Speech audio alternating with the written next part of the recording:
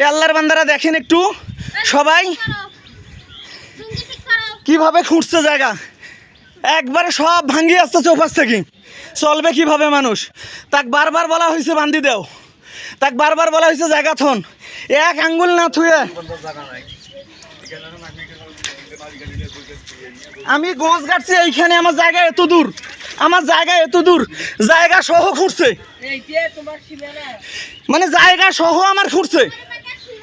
আমার এই যে গোছ দিছি আমি, গোছ একটু সরেয়া ওই আমার জায়গা সহ খুঁড়ছে খাড়া করি। কি এক আজব, এত খারাপ হয়ে তার সাথে বসবাস করবে কিভাবে? আমি আমার জমি তার জন্য থাকতে পারবো না কেন? আর তারা বলেন